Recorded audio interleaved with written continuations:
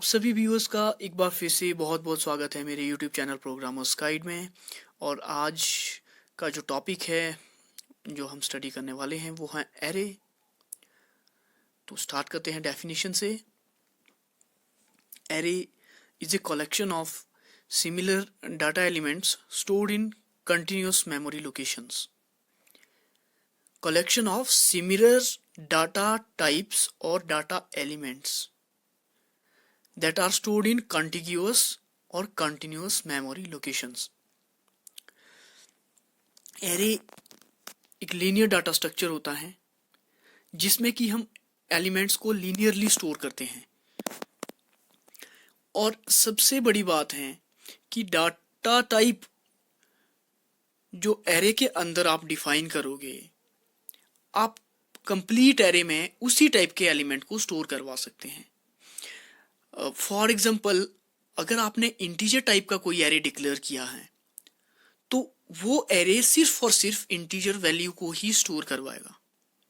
और अगर आपने कैरेक्टर टाइप का एरे डिक्लेयर किया है तो वो कैरेक्टर वैल्यू को ही उसमें स्टोर करवा सकता है। तो कहने का मतलब ये है कि एरे एक इस तरीके का डाटा स्ट्रक्चर है जो कि similar kind of data elements को स्टोर करता है। और कैसे स्टोर करता है? लीनियरली। मान लो आपने एरे का साइज डिक्लेयर किया है 20, तो 20 साइज का जो एरे है वो स्टोर करवाएगा किस टाइप का एरे है? मान लो इंटीजर टाइप का एरे है तो इंटीजर टाइप की वैल्यूज को स्टोर करवाएगा कॉन्टिग्यूअसली।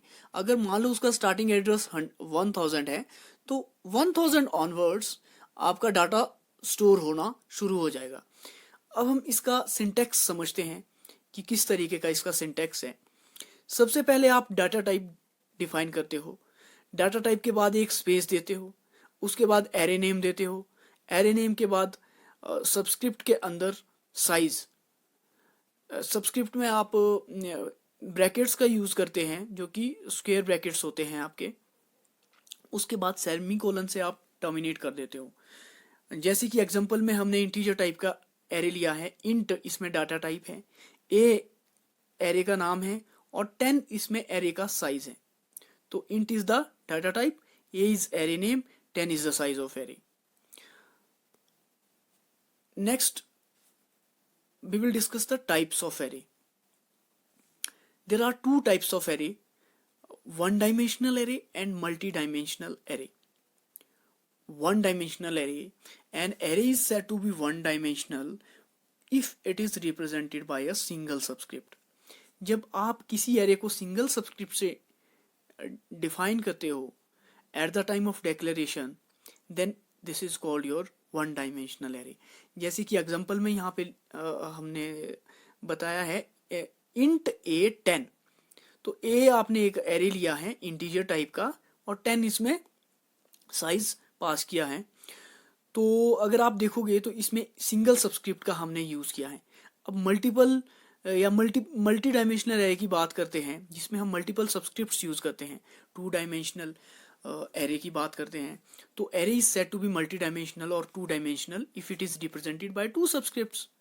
और मल्टी डायमेंशनल हम तब बोलेंगे when it is represented by two और मोर देन टू सबस्क्रिप्ट्स। तो फॉर एग्जांपल हमने जैसे एरे डिक्लेयर किया है, यहाँ पे टू डायमेंशनल एरे है इंट ए 10, तो कितने सबस्क्रिप्ट्स हैं? 2 सबस्क्रिप्ट्स हैं, तो इसीलिए हम इसको बोलेंगे टू डायमेंशनल एरे। तो जितने सबस्क्रिप्ट इसमें हम डिफाइन करते हैं eight the time of declaration of array, उसको हम उतने डायमेंशनल का एरे बोलेंगे। जैसे मान लो 2 सबस्क्रिप्ट है तो 2 डायमेंशनल एरे होगा, 3 सबस्क्रिप्ट है तो 3 डायमेंशनल एरे होगा। वैसे 3 डायमेंशनल एरे से ऊपर कोई अभी हम यूज में नहीं लाते हैं प्रोग्रामिंग के अंदर। फिलहाल हम 1 डायमेंशनल या 2 डायमेंशनल एरे का यूज करते हैं। तो अब हम बात करते हैं कि किस तरीके से हम एरे को मेमोरी में रिप्रेजेंट करते हैं। Memory representation of array. For example we have an array, integer type array है, ए एरे का नाम है, 10 इसका साइज है, इंट ए 10 कोई एरे है हमारे पास। तो इस एरे को हम किस तरीके से मेमोरी में रिप्रेजेंट करेंगे? तो आप नीचे टेबल देख सकते हैं। सबसे ऊपर जो टेबल में है वो है एरे एलिमेंट, इसको हम बोलते हैं एरे एलिमेंट। एरे एलिमेंट आपका 0 से स्टार्ट होता है, A0 सबस्क्रिप्ट से स्टार्ट होता है और n-1 तक जाता है, क्योंकि साइज कितना है इसमें 10 है। तो A0 से स्टार्ट होगा, A0, A1, A2, A3, A4, A5, A6, A7, A8 and A9। तो 0 to 9 यानी 10 एलिमेंट्स बने इसमें। तो एरे एलिमेंट सेकंड जो है इसमें वो है आपकी एरे वैल्यू, जो कि वैल्यू स्टोर होगी एरे के अंदर। मेमोरी में जो वैल्यू आप स्टोर करवाओगे उसको बोलेंगे हम एरे वैल्यू। मान लो A0 एलिमेंट है, उसकी वैल्यू 100 है, A1 की 50 है and so on to A9 की 94 है। अब थर्ड जो इम्पोर्टेंट बात है वो है एरे एड्रेस, कि मेमोरी में ये जो वैल्यू है वो कौन से एड्रेस में स्टोर है। जो एरे एलिमेंट का हमने नाम दिया है ये वर्चुअल है, ये कहीं स्टोर नहीं होता है, ये सिर्फ हम अपने कन्वीनियंस के लिए डिफाइन करते हैं कि ये A0 एलिमेंट है और ये A9 एलिमेंट है। मेमोरी में जो स्टोर होता है वो एरे वैल्यू होती है और एड्रेसेस पे स्टोर होती है। कौन से एड्रेस पे? मान लो फर्स्ट एलिमेंट है आपका 4000 एड्रेस पे, तो क्योंकि एरे को हम कॉन्टिग्यूअस मेमोरी में स्टोर करवाते हैं, इंट का साइज कितना होता है? 2 बाइट होता है। तो फर्स्ट एलिमेंट अगर 4000 मेमोरी लोकेशन पे है तो उससे नेक्स्ट एलिमेंट 4002 मेमोरी लोकेशन में होगा, उससे नेक्स्ट 4004 मेमोरी लोकेशन में होगा, और इस तरीके से आगे जितने नंबर ऑफ एलिमेंट्स होंगे वो 2 बाइट्स के गैप में स्टोर हो गए, क्योंकि एरे कॉन्टिग्यूसली स्टोर होता है। मतलब मेमोरी में जो है वो 1 आफ्टर 1 स्टोर होता है। सबसे बड़ी बात ये होती है कि एरे में मान लो आपने एक बार एरे को डिक्लेयर कर दिया, 50 उसका साइज दे दिया आपने, तो मेमोरी में जो साइज आपने डिफाइन कर दिया उतनी मेमोरी एरे के लिए एलोकेट हो जाती है। फिर आप उसमें 50 की जगह चाहे 20 एलिमेंट स्टोर करवाते हो या 25 एलिमेंट स्टोर करवाते हो, बट जितनी आपने साइज जो at the time of declaration दिया है वो उस साइज का एरे मेमोरी में क्या है कि वो उतनी मेमोरी उसके लिए डिक्लेयर हो जाती है। तो ये एक डिसएडवांटेज हम कह सकते हैं एरे का, क्योंकि eight the time of declaration of array जितने साइज का हम एरे डिक्लेयर करते हैं उतनी मेमोरी एलोकेट हो जाती है। अगर हम यूज में कम साइज हम यूज में लाते हैं तो बाकी की मेमोरी वेस्ट हो जाती है। This is the biggest disadvantage of array. तो अब हम बात करते हैं डिक्लेरेशन ऑफ एरे की, कि हम किस तरीके से डिक्लेयर करते हैं। सबसे पहले वन डायमेंशनल एरे को हमने पहले भी डिस्कस कर लिया है ये डेफिनेशन में, कि हम किस तरीके से डिक्लेयर करते हैं। एक बार फिर से आप इसको समझे कि किस तरीके से हम डिक्लेयर करते हैं। तो सबसे पहले आप डाटा टाइप लिखते हो, उसके बाद एरे नेम और उसके बाद साइज। तो वन डायमेंशनल एरे है तो मान लो इंट आपका डाटा टाइप है और ए आपका एरे नेम है और 10 इसका साइज है। या फिर अगर सेकंड आपने जो यहाँ पे एग्जांपल लिया हुआ है कैर टाइप का एरे लिया हुआ है, कैर और नेम जो है एरे नेम है और 20 इसका साइज है। तो इस तरीके से हम डिक्लेयर करते हैं वन डायमेंशनल एरे को। और हम बात करते हैं अब declaration of to dimensional array की। तो टू डायमेंशनल एरे को भी उसी तरीके से डिक्लेयर करते हैं, बट इसमें एक एडिशनल सबस्क्रिप्ट लग जाता है। सबसे पहले data type, then array name, then size in the first subscript जो कि रिप्रेजेंट करेगा आपका एक डायमेंशन, और फिर size in the second subscript जो कि सेकंड डायमेंशन को रिप्रेजेंट करेगा। फॉर एग्जांपल आपका फर्स्ट एरे है इंटीजर टाइप का इंट ए एरे नेम है, 4 एंड 5, 4 into 5 साइज का एरे है, यानी कि 4 इसमें रोज होगी और 5 इसमें कॉलम्स होंगे। उसी तरीके से आपने कैरेक्टर टाइप का एरे यहाँ पे डिक्लेयर किया है, कैर नेम 3 into 4 साइज का। तो 3 इसमें नंबर ऑफ रोज होगी और 4 नंबर ऑफ कॉलम्स होंगे। जनरली हम जो 2D एरे का यूज करते हैं वो मैट्रिसेस में करते हैं। तो अब बात करते हैं इनिशियलाइजेशन ऑफ एरे की, कि how can be initialize an array. There are 2 ways of initializing an array. First जो इनिशियलाइजेशन होती है, स्टार्ट करते हैं वन डायमेंशनल एरे से। तो वन डायमेंशनल एरे को हम किस तरीके से इनिशियलाइज करते हैं, सबसे पहले आपने सिंटेक्स देखना है, data type array name size which is equals to size के टाइम में आपने इक्वल किया, इक्वल्स मतलब आपने यहाँ पे इनिशियलाइज किया एरे को, और आपकी जो ब्रैकेट्स आपने यूज किए हैं पैरेंथेसिस, पैरेंथेसिस के अंदर क्या है, एरे वैल्यूज डालनी है आपने, और उसको कॉमा ऑपरेटर से सेपरेट करके सेमीकोलन से टर्मिनेट कर देना है। इसको बोलते हैं initialization of array at the time of declaration. तो इसको हम कैसे करते हैं, मान लो आपने इंट A5 जो कि 5 एलिमेंट्स को स्टोर करवा सकता है, ये एरे डिक्लेयर किया, तो इसको इनिशियलाइज किया at the time of declaration ही। इंट A5 इक्वल्स टू, इसमें 5 वैल्यूज स्टोर करवा दी, 10, 20, 30, 40, 50, और इसको पैरेंथेसिस के अंदर डाल के सेमीकोलन से टर्मिनेट कर दिया। तो इस तरीके से आप इनिशियलाइज करते हो at the time of declaration.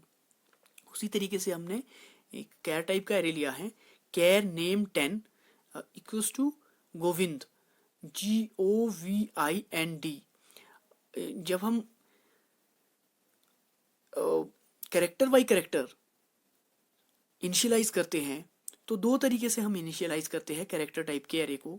एक होता है कि आप सिंगल कोटेशन से एक एक कैरेक्टर को सेपरेट करके लिखो, ठीक है, उसको पैरेंथेसिस के अंदर डाल दो, और फिर बैकस्लैश जीरो लगाना बहुत ज़रूरी है। बैकस्लैश जीरो भी एक कैरेक्टर होता है जो कि टर्मिनेट करता है आपके स्ट्रिंग को टर्मिनेट करने के लिए, या कैरेक्टर टाइप के एरे को टर्मिनेट करने के लिए हम बैकस्लैश जीरो का यूज करते हैं।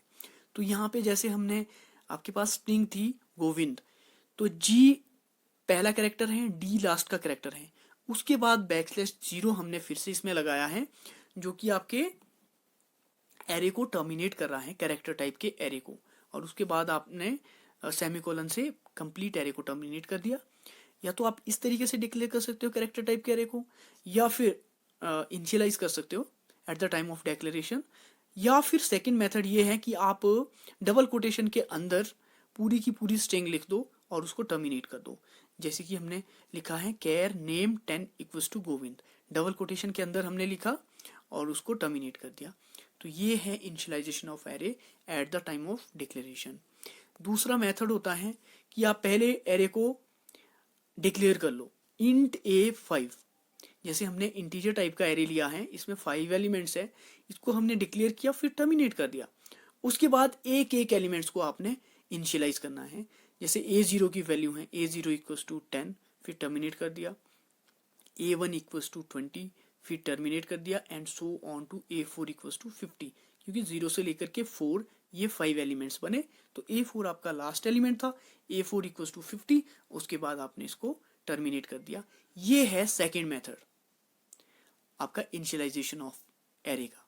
फर्स्ट मेथड आपने देखा, इस तरीके से eight the time of declaration आप इनिशियलाइज करते हो, पैरेंथेसिस के अंदर वैल्यू को डालोगे, कॉमा ऑपरेटर से आप सेपरेट करोगे और उसको टर्मिनेट कर दोगे।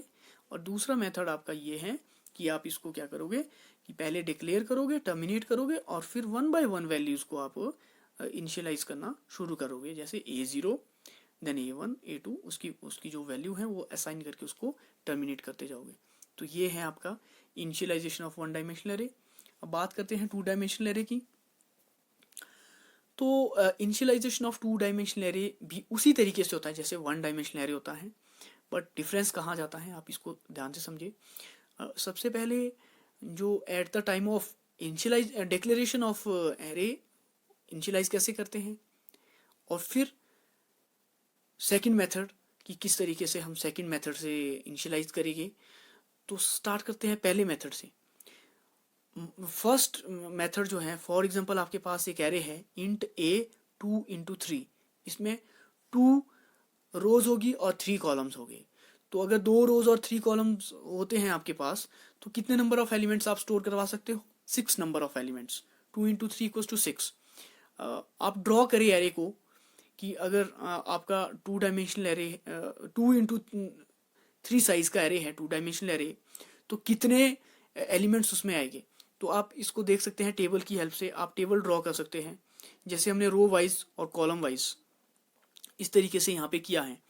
तो रो वाइज एलिमेंट को स्टोर करवाया, तो रो वाइज अगर आप देखोगे तो 10, 20, 30, देन 40, 50, 60 इस तरीके से आपके एलिमेंट्स इसमें आएंगे, 6 नंबर ऑफ एलिमेंट्स हो गए।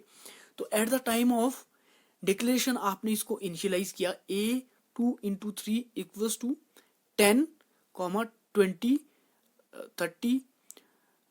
सॉरी, इसमें एक गलती रह गई है। आप जो ये हमने इंटीजर वैल्यूज को इनिशियलाइज किया है, इसको कोटेशन के अंदर हम नहीं डालेंगे, ये विदाउट कोटेशन होगा।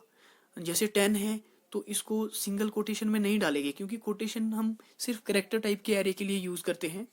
तो ये गलती से लग गए हैं। तो रो वाइज आप जब एरे को स्टोर करवाओगे तो रो वाइज 10 आएगा, फिर (20, 30, 40, 50, 60). तो इस तरीके से आप रो वाइज करोगे। और अगर कॉलम वाइज करते हैं तो सबसे पहले 10 फर्स्ट कॉलम में, फिर उसके नीचे 20, फिर 30, 40, 50, 60, जैसे कि आप देख सकते हैं, आपकी स्क्रीन पे विजिबल होगा। तो इस तरीके से आप इनिशियलाइज करते हैं 2 डायमेंशनल एरे को। Another method of initialising array is, आप सबसे पहले डिक्लेयर करें कि इंट a 2 × 3, फिर उसके बाद आप इसको क्या करें, इनिशियलाइज करें। जैसे फर्स्ट एलिमेंट है आपका, फर्स्ट एलिमेंट अगर आप रो वाइज करोगे तो A00 फर्स्ट एलिमेंट होगा तो उसको 10 असाइन कर दो। A01 सेकेंड एलिमेंट है, 20 असाइन कर दो। 02 थर्ड एलिमेंट है तो उसको 30 असाइन कर दिया। उस तरीके से फोर्थ एलिमेंट आपका 10 आएगा, फिफ्थ एलिमेंट 11 होगा, सिक्स्थ एलिमेंट 12 होगा। और उस तरीके से आप वैल्यूज को असाइन करके उसको टर्मिनेट कर दो। ये होता है सेकंड मेथड। और कॉलम वाइज भी आप इसी तरीके से कर सकते हैं। सबसे पहले A00, फिर A01, A10, A11, A20, A21। और उसके बाद जो वैल्यूज आप इनको असाइन करना चाहते हो वो वैल्यू असाइन करके उसको टर्मिनेट कर दिया। जैसे A00 इक्वल्स टू 10 और टर्मिनेट कर दिया, और A01 इक्वल्स टू 20 और उसको टर्मिनेट कर दिया। इस तरीके से आप इनिशियलाइज करते हो 2 डायमेंशनल एरे को। तो ये 2 तरीके से आप इनिशियलाइज कर सकते हैं। सबसे पहले जैसे कि हमने यहाँ पे इनिशियलाइज किया है eight the time of declaration, और सेकंड मेथड है जो कि आपने इसको इनिशियलाइज किया है at the time of your after the declaration you have initialized this array. So these are the 2 methods of initializing the array. So this is all for today. Thanks for watching this video and stay tuned with my channel Programmer's Guide.